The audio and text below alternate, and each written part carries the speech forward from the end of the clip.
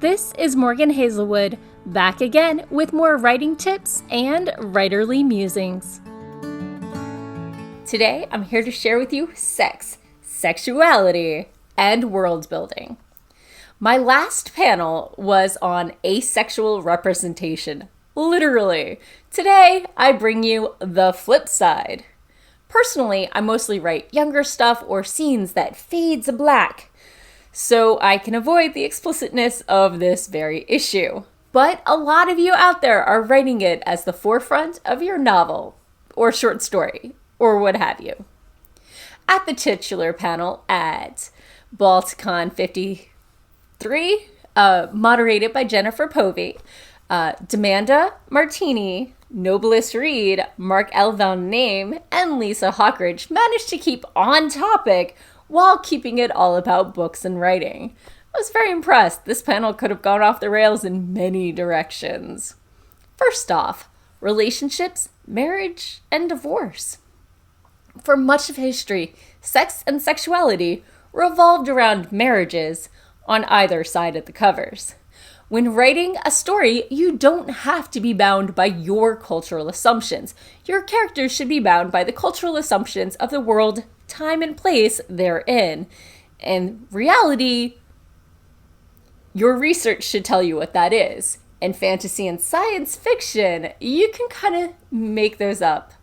But here are some factors to think about. First off, how are relationships made official? Does your world have a governing body or church recognizing and validating relationships? Or do your characters just announce it to themselves or their community or their gods and it's done? Secondly, what are the societal expectations that go along with a committed relationship? Child rearing, monetary support, food, etc. What sort of obligations go with that? Thirdly, who is allowed to have a relationship, a committed relationship, and with whom?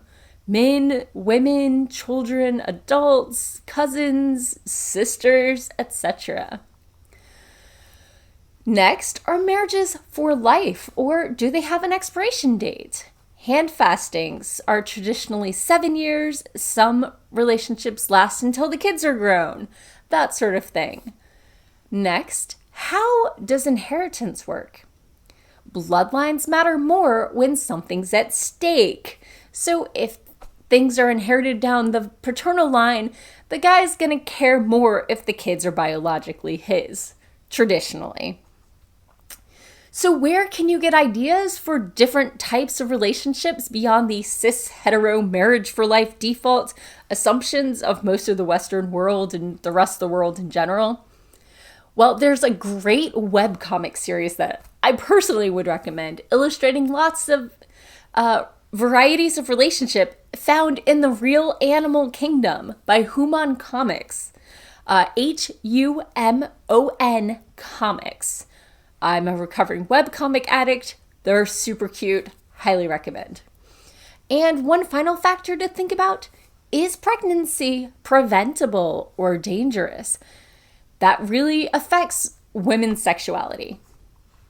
So we've talked about relationships and what's allowed. Now let's talk about taboos. All societies have taboos about sex, about who you can and can't be intimate with, when and where is most acceptable. When world building, you can use traditional taboos as well as your own to create a well-rounded world. First off, depending on your world, there can be all sorts of speciesist taboos. Those who hook up with the tentacle monster or the fae or whatever are bad people. Or only elite or artistes hook up with tentacle monsters and fae, etc. Or those who don't hook up with tentacle monsters or fae, etc. are the bad, weird people. Next up, powerful people often have different limitations. In the real world, in certain times and places, rich people can get away with anything. Cersei and Jaime in Game of Thrones thought they were elite enough to follow the Targaryen rules. Meanwhile, In other times and places, the elite are more carefully watched and have tighter restrictions. When creating taboos, remember, taboos might exist in some places, but not in others. And remember that enlightenment isn't always universal or uniform. Different rules and regulations apply between different classes, different genders, different species, etc. So another thing to think about is upsetting gender role expectations during intimacy itself. Who does what to whom in what order? And remember, if nothing is taboo, people will figure out something to make taboo and then do it. So you've decided you're writing about people and relationships and you want to show that on page. Tips for writing erotic scenes.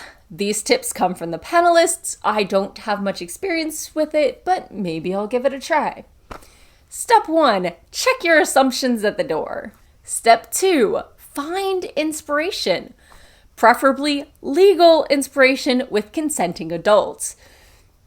You can find inspiration from your own experiences, fanfic or erotica, film, live streams. Let me re-emphasize, preferably legal with consenting adults. Next, when you sit down to write, what if you're just dealing with discomfort? Sometimes you just gotta push past it and write. Sometimes you should try maybe writing something so ridiculous and over the top that you can hopefully work past your inhibitions and get it all out. Remember, no one has to read it. Maybe you decide to fade to black later, but you can practice and see it and delete it if you really want to. Another way to get past your inhibitions is just tell people to give you suggestions of what to write and write it. So you're not processing, oh, if I write about this, then people are going to think I like to whatever. And finally, check in with yourself. Self, what is making me uncomfortable about writing this sex scene? Is it something about the character's relationship, or is it something about societal expectations? Or my mom might read this. Hi, Mom. Think about what it is, acknowledge it, and see if you can move past it, assuming that the intimacy scene is something that helps progress your novel. The Romance Writers of America have some excellent tips. If I can find them, I'll link them below. So finally, we also talked about writers who explored sexuality in their writing. Now, people have been exploring sexuality and relationship structures forever. There's a long history of writers in novels, film, and TV exploring different concepts and within their writing and beyond. So clearly, this list is far from complete, but the panelists did give us a decent start. Going to traditional sci-fi fantasy, Asimov, he keeps his sex scenes short, and he even wrote one where spores were the sex. Thanks, Pollen.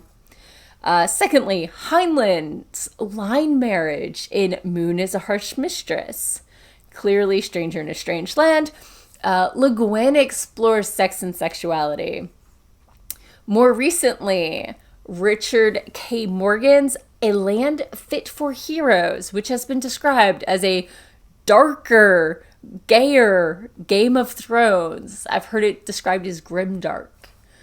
I hope it's not more violent. I have no clue. It was suggested by the panel. Don't ask me how rough it gets.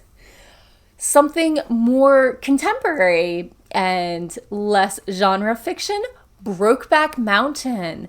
It broke, the rules within Hollywood itself and showed that sort of relationship in ways that hadn't been shown before in Hollywood. And Discovery Star Trek finally had an on-screen gay couple acknowledged. So clearly there's a lot more we could talk about with this subject. What tips do you have for adding sensuality and sexuality to your writing? Let me know in the comments below. What authors or movies or TV shows would you recommend? Note, please avoid explicit material in my comments section. It will be removed. Let's keep this educational, folks. And that's all for today. Thanks for listening. If you enjoyed this episode, hit that subscribe button and share it with all your friends. It goes a long way towards helping people find me. And I'll be back again next Monday with more writing tips and writerly musings. Bye-bye.